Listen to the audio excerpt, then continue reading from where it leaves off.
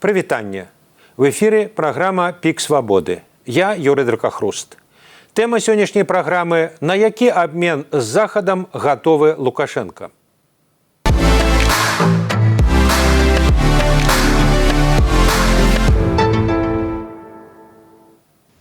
Наш сённяшні гость – праваабаронца, былы палітвязень Леонид Судаленко. Леонид, добрый день. Вітаю. Леонид, на пачатку у меня такое даволі, можа, агульнае да вас пытанне. Ці павіннае вызваленне палітвязняў быць найвышэйшым прыярытэтам для дэмакратычных сілаў? Вось Літва падала пазоў у міжнародны крымінальны суд супраць Лукашэнкі. Можа так адбыцца, што ён раззлуецца і скажа, все, больш не буду нікога мілаваць, ніколі вызваляць. Латушка лічыць, што прыцягненне да адказнасці Лукашэнкі важней. Важней, ваш погляд? Мой погляд полягае, вытекае из концепции правоў чалавека. Я кажу, что жыццё – это тое самае галоўнае, што ёсць у кожнага из нас. Так?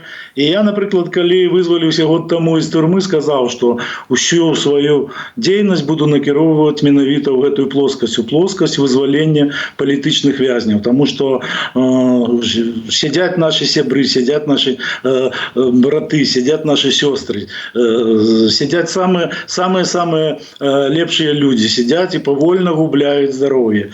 Я ведаю, у якіх умовах яны зараз тут і цяпер там знаходзяцца. Вельмі ім складана там захаваць сваё здароўе. І павольна, губляючы здароўе, мы можам просто багата каго, асабліва тых, у якіх вялікія тэрміны, просто не дачакацца на волі. Таму што здароўе не кожнага можа вытрымаць 10 год турмы тых умоваў. Асабліва я кажу пра людзей, якія ўжо даволі ў такім сталым узросце. Напрыклад, мяне вельмі хвалюе сітуацыя вакол Алеся Беляцкага. Да? Леонид, а я задаў канкрэтную праблему, канкрэтную дылему.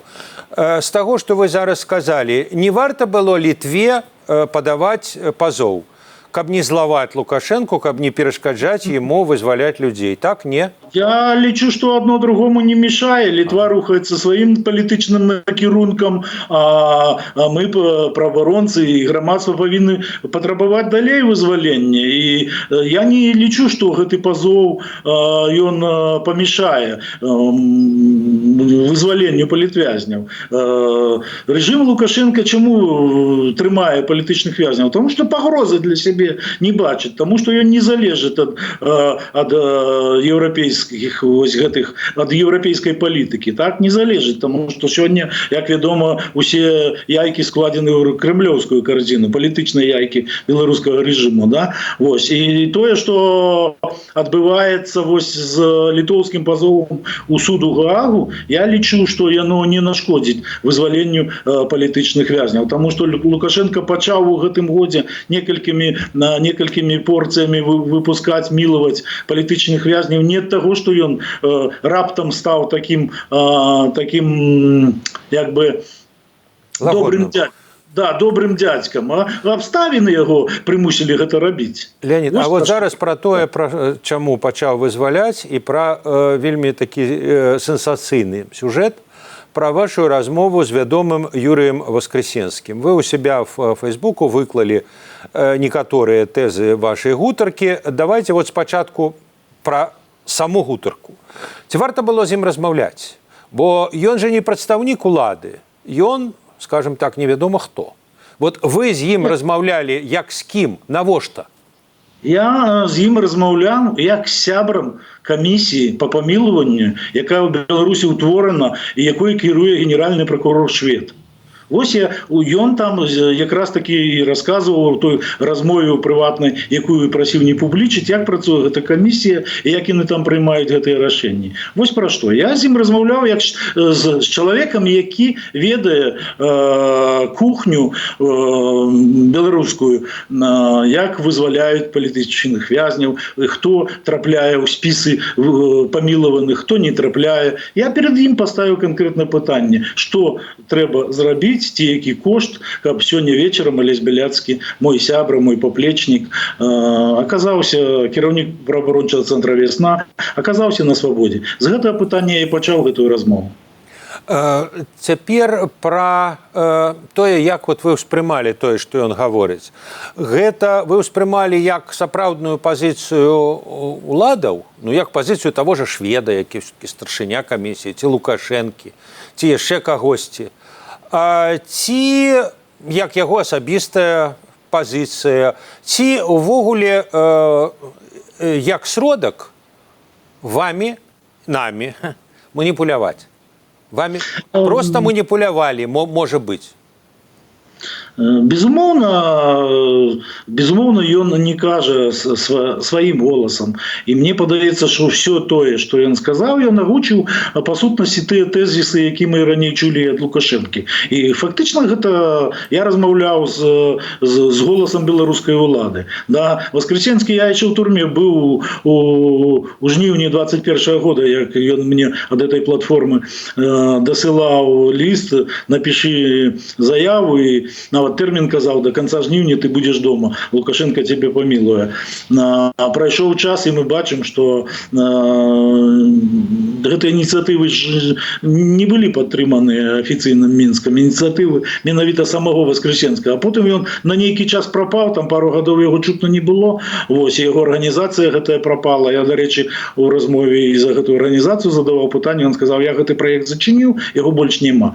Но тым не менш, ён зноў зараз з'явіўся, вельмі актыўна стаў каментаваць, і безумоўна, што гэта ж каментар люстэрку апошні, напрыклад, на арганізацыі, якая прызнана экстрэмісцкай. Ну, гэта ж безумоўна, што гэта ён выконвае тое, што яму яго куратары, невядома з якога паверху там улады беларускай, яму яго куратары падказваюць, што рабіць, і безумоўна, ён гэта робіць і агучвае гэта. І вось ён у размове, у прыватнай размове і сказаў тое, на што гатовы сёння рэжым Лукашэнкі абмяняць палітычных вязняў.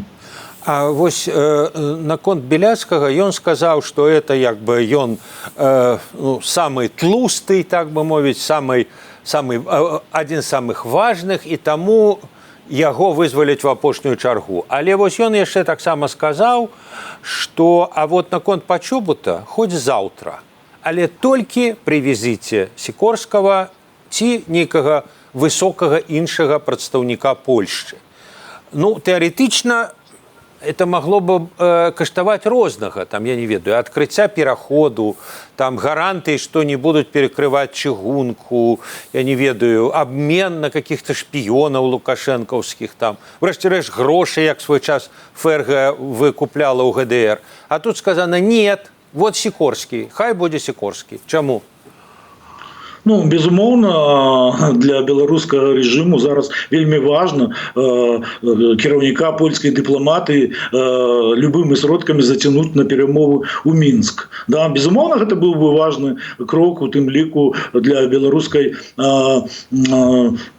прапаганды, да, казаць пра тое, што вось глядзіце, вось урэшце рэшт Лукашенко зламаў еўрапейскіх палітыкаў, і тыя ўжо пацянуліся па аднаму да яго. Леонид, я вас перепыню. Ну, а вот за Кригера визита Бербак не просили. Можно было так само попросить, сказать, что мы его не расстреляем и вам выдадим, коли вот приедет спадарыня Бербак. Ну, бачите, а тут нет, вот только Сікорскі. Чаму? Гэты прыклад, які вы прыводзіце з немцам, гэты прыклад фактычна гэта распрацоўка расійская ФСБ, і Лукашенко толькі абслугоўваў заказы, якія яму дасылалі з Крымля. І ён не самастойны быў у гэтай гульне з немцам, як падаецца. Да? А тут ён, Сікорскага, безумоўна, для афіцыйнага Мінска вельмі важна. Вось напярэдадні выбарчай кампаніі паказаць, што Захад, страны Еўразвязу пачалі з ім размаўляць. А калі пачалі размаўляць, значыць і прызнаюць яго легітымнасць. І адсюль і далей выцякае тыя наратывы, якія раней Лукашенко выкарыстоўваў, мяняў, фактычна гандляваў людзьмі дзеля паляпшэння сваіх палітычных пазіцый у Европе. Ну, а вось былі прэцэдэнты, калі яму тэлефанавалі. Ну, вот, скажем, яшчэ ў 2020 годзе патэлефанаваў Помпео, тагачасны дзяржсакратар ЗША вызвалілі тады Шклярова. Патэлефанаваў прэзідэнт Ізраіля, вызвалілі ізраільцянку. А тут нават званка недастаткова, сам прыязджай, давай, Сікор, чаму? Змяніўся час, тады больш-менш час быў іншы, не было такога расійскага ўплыву на палітыку афіцыйнага Мінска, як я разумею. Мы павінны ж разумець, што магчыма Лукашенко сёння і гатоў бы быў наогул зняць тэму наяўнасці палітычных вязняў у Беларусі, усіх адпусціць, але ён гэта не можа зрабіць, таму што, па-першае, як на гэта адрэагуе сілавы блок, які забяспечвае яму сёння спакой у грамадстве і будзе забяспечваць падчас той кампаніі, якая зараз будзе перавыбарання на 7-й тэрмін. Дарэчы, Юрый Воскресенскі назваў канкрэтную дату ў размове. 23 лютага 2025 года пройдуць выбары ў Беларусі. Вось. Моя такая думка, што тое, што адбываецца зараз у Беларусі, Лукашенку самому праціўна. Але ён сам сябе загнаў сваёй палітыкай у такія ўмовы, дзе ён уже не можа самастойна вырашыць пытанне палітвязняў. Сёння адпусціць усіх,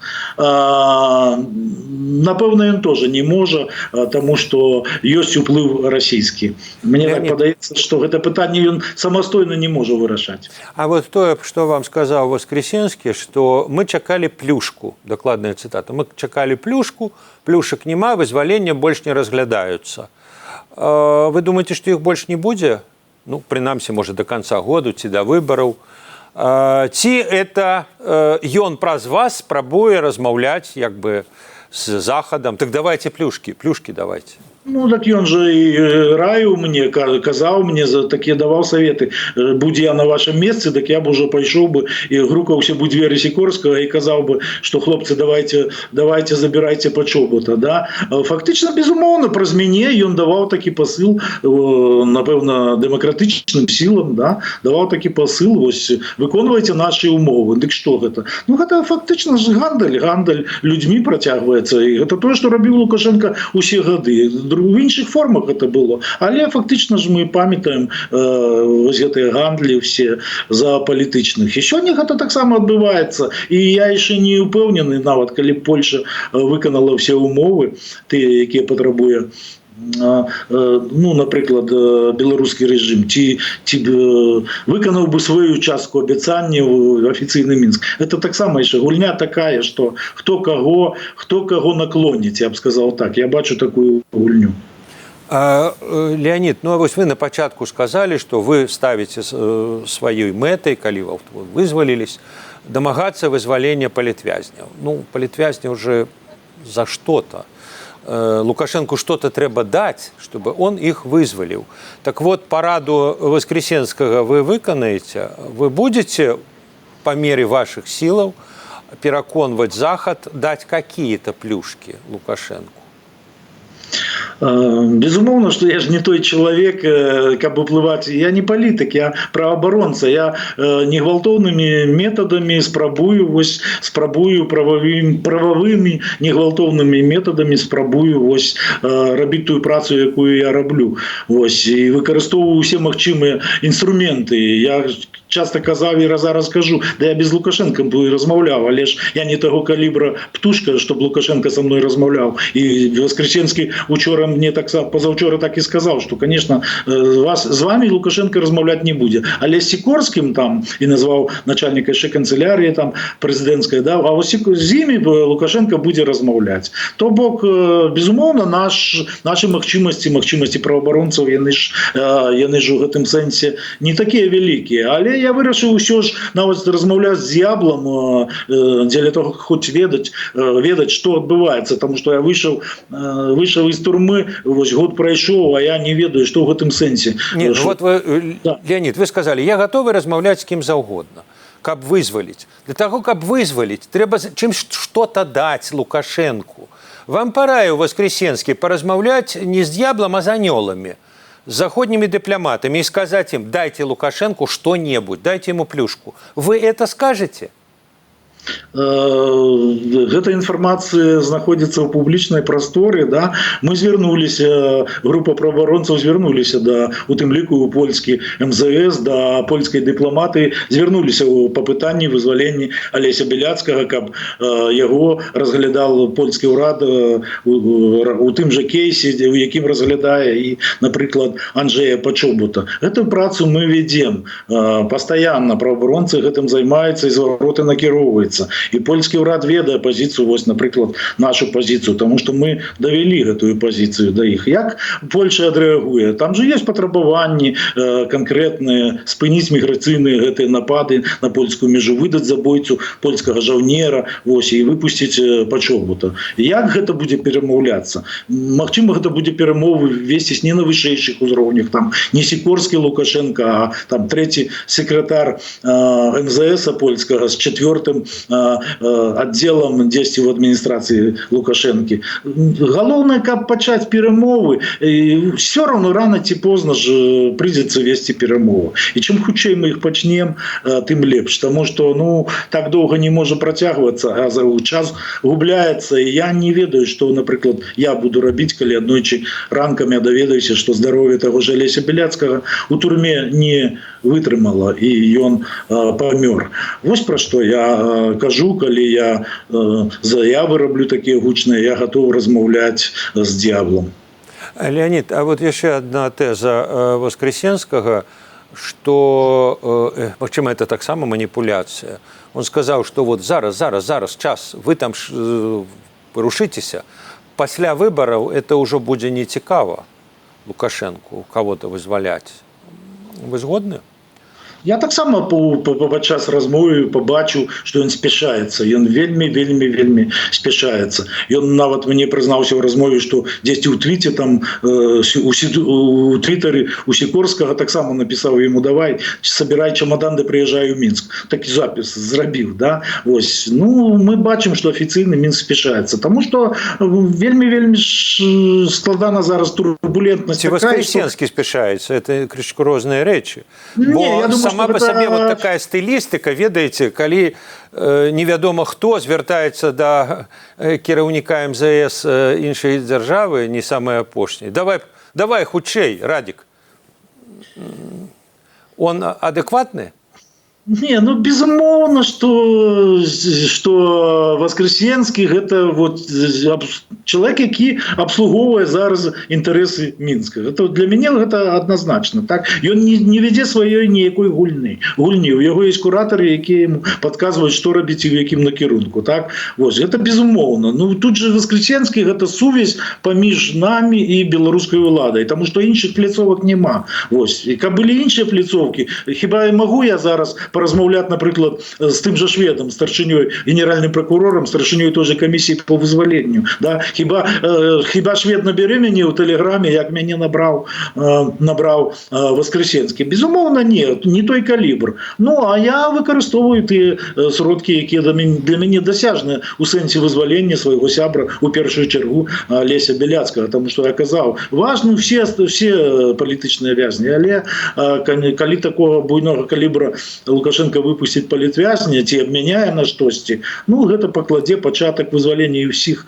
астатніх, таму што мы ж зноў жа кажам пра тое, што вызваліў 30, а назаўтра арыштаваў 38 чалавек. То бок рэпрэсіі ж не спыніліся, яны працягваюцца. І зноў жа рэжым же не спыняе рэпрэсіі. Давайте знойдзем адказ на пытанне, чаму ён вызваліў 115 чалавек, памілаваў апошнімі 3 групамі, так? А за гэты час большая яшчэ колькасць, матэматыка такая, што он большую колькасць арыштаваў. Это дадзеныя, дарэчы, праваабаронцаў. Поэтому рэпрэсіі працягваюцца. Вось яшчэ одна самая такая сама вялікая праблема. Вось, не спыняюцца рэпрэсіі. То бок, як сказаў Воскресенскі ў размове, пратрымацца да выбараў, а пасля выбараў ратаваць краіну ад вайны. Гэта яго слова. Таму што будзе краіна вцягнута у вайну, я так зразумеў з яго тлумачэннем. Калі не. Да? Калі штосьці не будуць, калі плюшак не будзе, то будзе вцягнутая вайну, так?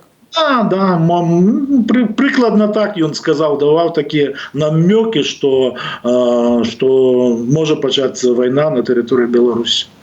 Леонид, а вот яшчэ сюжэт ізноў жа якраз пра Беляцкага, я паўтараю тэзу Воскресенскага, што як бы это самае дарагое, это самы дарагі актыў, і яго аддадуць за самае, як бы, самае дарагое, а менавіта за скасаванне фактычна ўсіх санкцыяў.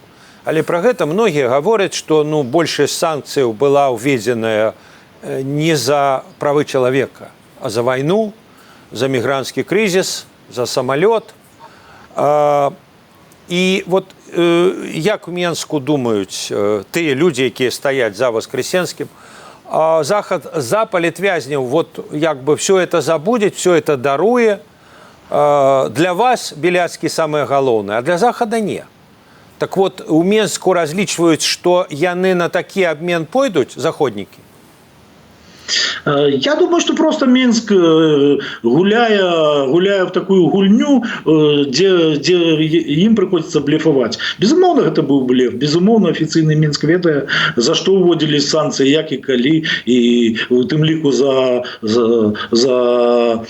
предоставление белорусской территории для оккупации Украины, да, фактично за соудел у войне супроть Украины. И безумовно, разумные люди разумеют, але ідзе гульня, часто гульцы блефуюць, і таксама тое, што кажа Воскресенскі, гэта частка таксама палягае у вобласці блефу, да?